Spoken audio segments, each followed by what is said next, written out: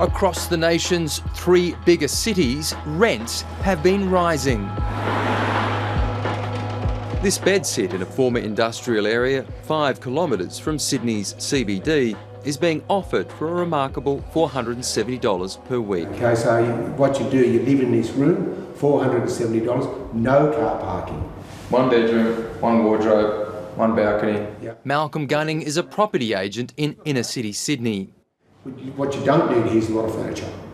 He's also the president of the Real Estate Institute of Australia. Not for everyone, but if you want to live and have that convenience, that's the way you live your life.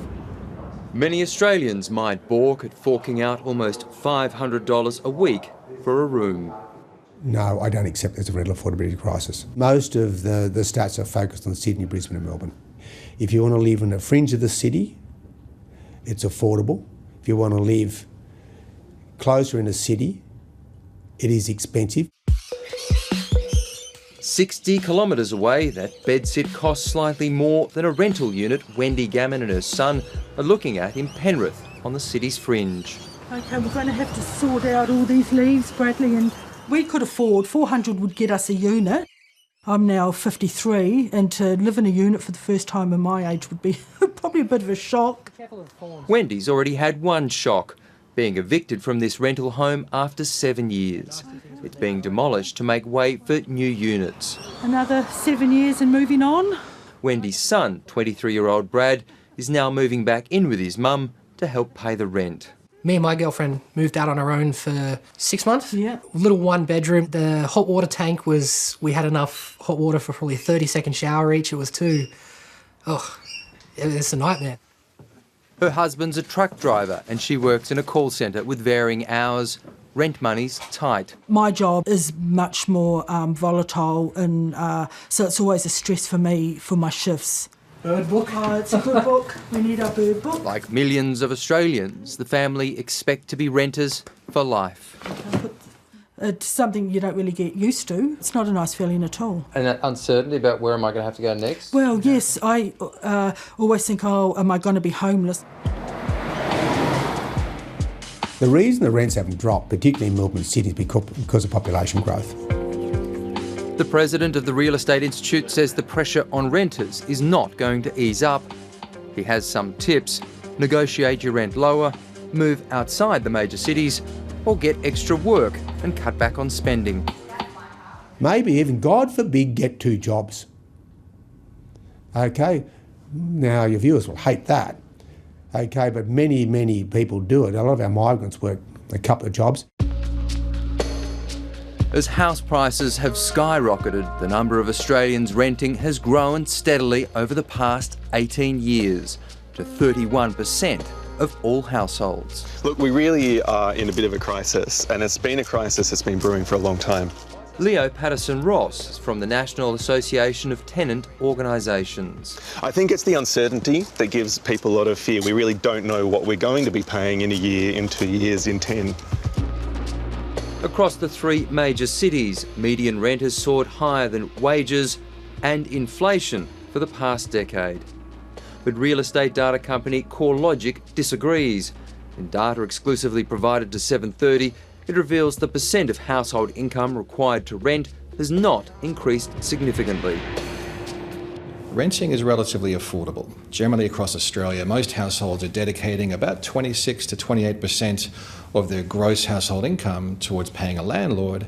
If you're paying down a mortgage, some cities like Sydney, we're finding households are dedicating about 48 to 50% of their gross annual incomes to paying down a mortgage. Tim Lawless doesn't believe there is a rental affordability crisis in Australia, but he accepts low-income earners are suffering. This is a segment of the marketplace that's absolutely under the most rental stress. We're seeing wages growth overall tracking very, very slow, less than inflation, but also we're finding in those lower income brackets, so it's the lower quartile, that's generally where we're finding income growth is even lower. Charities and community housing advocates say governments are not investing enough in public housing, forcing those at the bottom onto the street.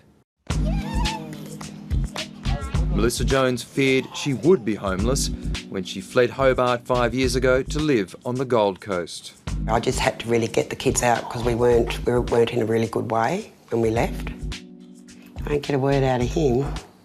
Under the National Rental Affordability Scheme, she gets extra government money to live in community housing supported accommodation. I feel powerful. I've done better than I've done ever in my life with a bloke. I can do this on my own. I know it's feeding time. But the scheme runs out in 3 years, and she says she will no longer be able to afford to stay in the area. So I am petrified. In the next 3 years, absolutely petrified. I just think that I'm here for a reason and something will come of it, I'm hoping. In most Australian states, landlords can currently evict people for no reason once their lease has ended. At 64, renter Peter Cooper and his wife Lindale have been warned they will be evicted soon to make way for a new property development. So it'll be a matter of shrug our shoulders and accept the reality of it at the time. Somebody must be inside now. The Melbourne couple have rented the property for 10 years. They rarely go out for meals and grow their own vegetables in a community garden. Do you know what is the name of this herb? We eat at home. We use a lot of our own vegetables and home growing. I think that's pennyroyal mint. Garlic from my garden. Peter's a lawyer who's thought about retiring to Southeast Asia. And we could very much choose to enjoy a retirement where our toes are warm. As more people are forced to rent for life, tenant lobby groups are hoping Australia changes its mindset. I think the first thing we need to do is start accepting that rented homes are homes and they're not simply investment vehicles. What about capping rents then? Do you think rents should be capped at maybe 1 or 2% above, CPI? I think that kind of system is a sensible one. Most landlords in Australia have already moved away from rent as the main income source. They're really looking at the capital gains, and that's why things like the capital gains tax and negative gearing are such an important part of this conversation. Australia's realtors say such changes threaten the current market.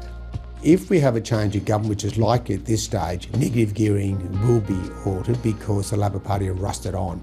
We're saying you be wary, okay, because the market's already sliding. You don't need to push it off a cliff.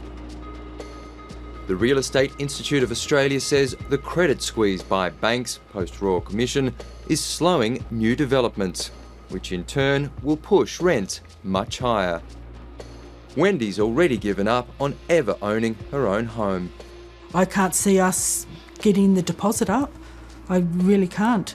Even if Bradley wanted to help, I don't even think we jointly... I think I'll be a renter for life.